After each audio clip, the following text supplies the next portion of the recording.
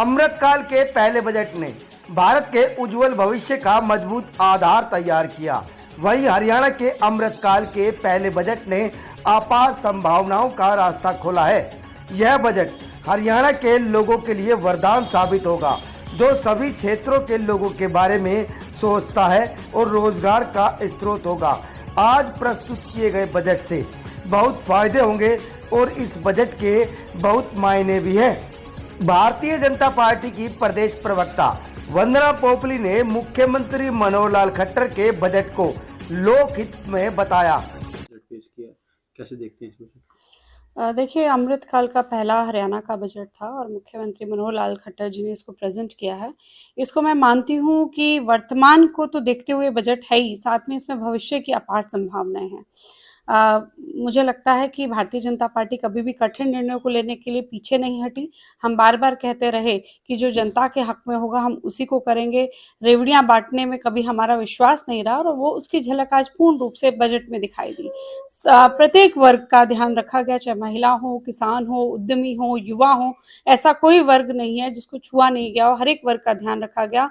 और क्योंकि रेवाड़ी से हूँ तो मैं यही मानती हूँ कि एम्स को लेकर भी जिस प्रकार से आज चर्चा की है, मुख्यमंत्री जी ने कहा कि इस वर्ष वो शुरू हो जाएगा। हमें मालूम है कि सभी रजिस्ट्रीज जो हैं वो हो चुकी हैं, तो इस साल वो शुरू हो जाएगा। एक बड़ी अच्छी खबर है हमारे लिए भी। और साथ में मैं ये मानती हूँ कि किसानों के लिए प्राकृतिक खेती की तरफ लेकर जाना, इस तरह की जो मुझे लगता है योजनाएं लेकर आ रहे हैं, ये बताते हैं कि भविष्य में हमारी क्या जरूरत है, उसकी तरफ वो ध्यान देते हैं।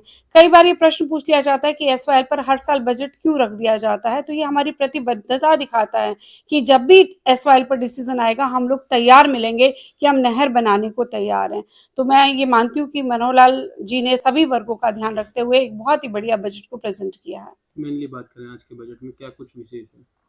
सबसे बड़ी विशेष बात मैं मानती हूँ कि जो पूंजीगत व्यय है उसको बढ़ाया गया है।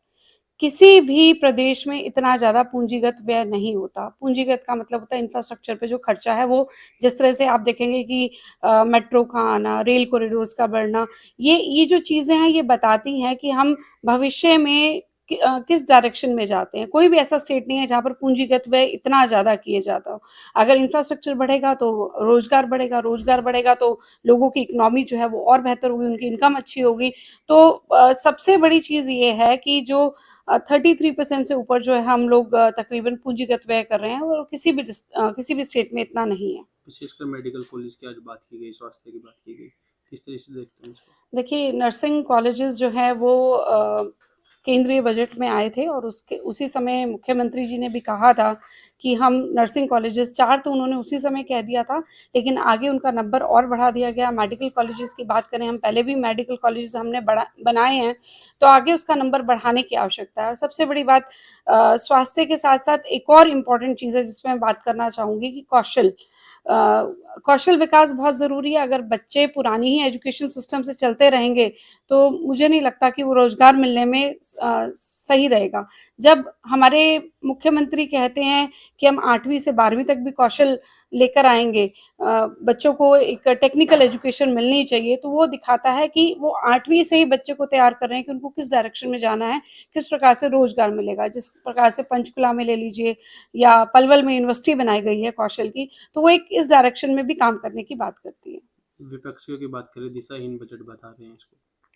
देखिए, विपक्षियों को तो मुझे लगता है विरोध करने के लिए विरोध करने वाली बात है। इनके पास अपना कोई जवाब तो होता नहीं है। इस तरह के प्रश्न लेकर आ जाते हैं जहाँ पर ये खुद से घिर जाते हैं।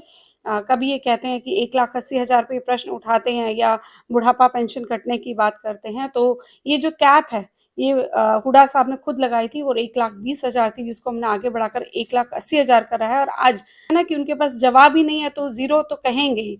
मैं अभी कल सुन रही थी, विधानसभा की बात है, जब मुख्यमंत्री जी राज्यपाल के अभिभाषण पर अपना जवाब प्रस्तुत कर रहे थे, तो उस समय हमारे रेवाड़ी के विधायक हैं, उन्होंने खड़े होकर पूछा कि एम्स का क्या, तो उन्होंने कहा इंतजार कर लीजिए, अभी मेरे जवाब का मैं अभी जवाब दे रहा हूँ। और आज मुझे लगता है उन्होंने बहुत अच्छे से जवाब दे दिया है।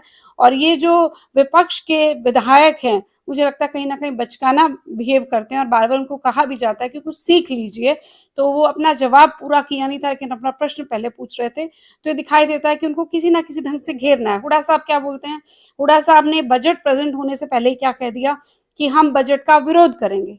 जो बजट अभी प्रेजेंट ही नहीं हुआ उसका विरोध करने की वो बात कह रहे हैं, तो उनकी नीयत क्लियरली पता चली जाती है। आम जनता की उम्मीद थी कि बजट में महंगाई को लेकर के बात की जाएगी, जीएसटी और जैसे लगे हुए हैं आटा दाल चीनी दूध पर, उस पर बात की जाएगी उसको।